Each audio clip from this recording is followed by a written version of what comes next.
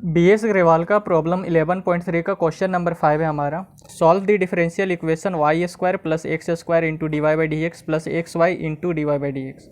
तो यहाँ पर है सो हमारा डिफरेंशियल इक्वेशन दिया हुआ है। तो क्या करेंगे, ये जो x square into d y by d x है इसे हम इधर लेके जाएंगे। इधर लेके जाने से हमारा क्या फ़ायदा है कि हम d y by d x यहाँ से और यहाँ से हम कॉमन ले सकते हैं। ठीक है, तो ये जो y square is equals to x y और ये d y by d x, ये माइनस एक्स स्क्वायर और ये d y by d x.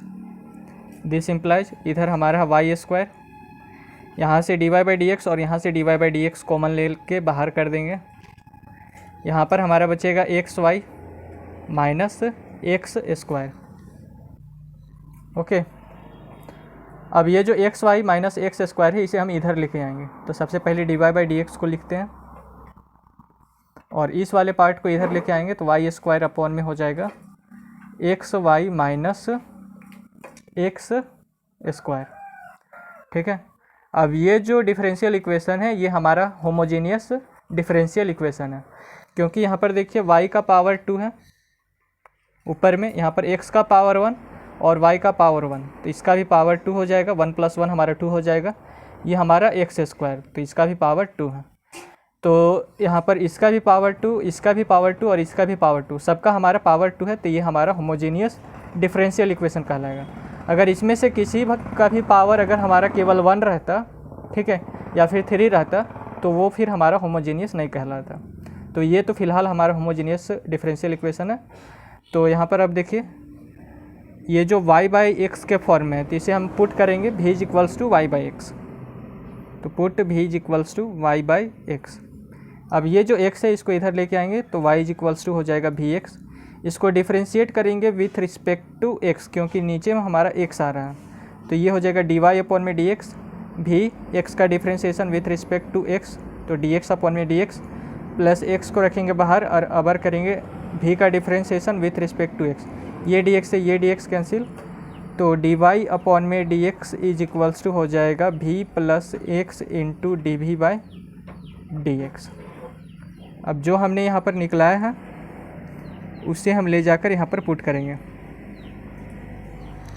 तो डी वाई अपॉन में डी एक्स के स्थान पर क्या लिखेंगे, v plus x into D v by d x. तो ये हो जाएगा v plus x into D v by d x. अब यहाँ पर देखिए वाई स्क्वायर है तो y के स्थान पर वी एक्स को लिखेंगे, तो ये हो जाएगा v square into x square.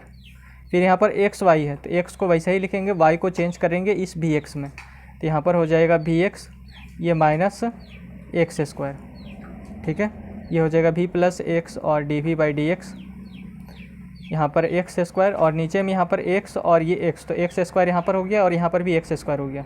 तो एक्स स्क्वायर है सो कॉमन लेके बाहर कर लेंगे, तो यहाँ पर हमारा बचेगा v और यहाँ पर -1। तो एक्स स्क्वायर से ये एक्स स्क्वायर कैंसिल हो गया।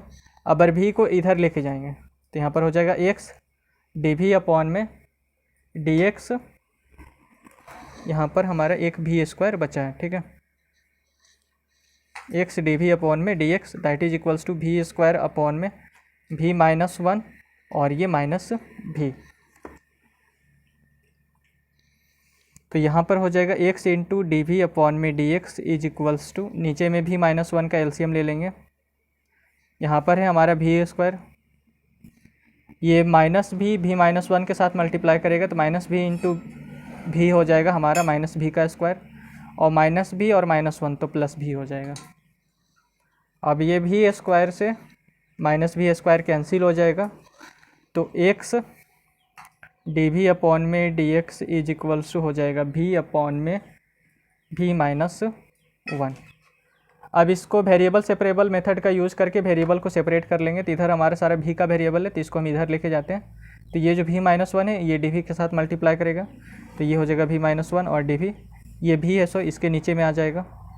ये डी एक्स को इधर लेके जा रहे हैं और एक्स है सो इसके नीचे में आ जाएगा। ठीक है, अब इंटीग्रेट कर देंगे। यहाँ पर देखिए v का सारा हमारा एक साइड में है, x का सारा एक साइड में है, तो दोनों को अलग अलग करने के बाद यानी कि वेरिएबल को सेपरेट करने के बाद इसको इंटीग्रेट करते हैं। तो इंटीग्रेटिंग ऑन बोथ साइड, तो यहाँ हो जाएगा integration of v minus one upon में v into D v that is equals to integration of d x upon में x और प्लस एक कांस्टेंट लगाएंगे c।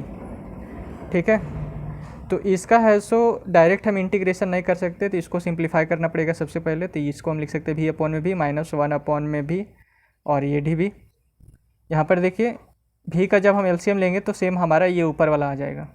इसको हम लिख सकते हैं log x और c को हम लिख सकते हैं, यानी कि c को एक नया कांस्टेंट दे देते हैं log c। अब ये भी से ये भी कैंसिल हो जाएगा। अब इंटीग्रेशन और डी वी को अंदर लेके जाएंगे तो यहाँ पर हो जाएगा integration of D V minus integration of one by भी इंटू डी वी। अब यहाँ पर log a plus log b का इसमें फॉर्मूला अप्लाई हो जाएगा, तो log a plus log b होता है हमारा log इंटू b, तो ये हो जाएगा log x into c. Integration of D v हो जाएगा v और integration of one by v हो जाएगा log v is equals to log x into c. ठीक है, तो दिस इम्प्लाइज ये भी को हम इधर ही रखते हैं, ये जो log भी है माइनस log भी इसे हम इधर लेके जाते हैं, तो ये हो जाएगा log x इंटू सी और प्लस log भी। अब यहाँ पर हमारा log a plus log b बन गया, तो v इज इक्वल्स टू हो जाएगा log a plus log b होता है हमारा log a इंटू b, तो यहाँ पर हो जाएगा x इंटू सी इंटू भी। ठीक है, अब है सो v का वैल्यू यहाँ पर पुट कर देते हैं, तो v इज इक्वल्स टू है हमारा y बाई एक्स। यहाँ पर देख लीजिए v इज इक्वल्स टू है y बाई एक्स, तो v के स्थान पर पुट करेंगे y बाई एक्स को, तो इधर तो हो जाएगा हमारा y बाई एक्स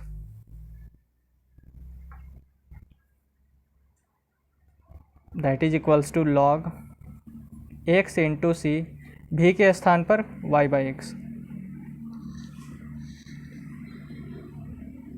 ये x से ये x कैंसिल हो जाएगा और ये जो x है इसको इधर लेके आते हैं, तो y इज इक्वल्स टू हो जाएगा x log cy और यही है सो इसका रिक्वायर्ड सॉल्यूशन हो जाएगा। तो अगर आपको यह वीडियो अच्छा लगा तो चैनल को सब्सक्राइब, वीडियो को लाइक और अपने दोस्तों के साथ शेयर ज़रूर करें। धन्यवाद।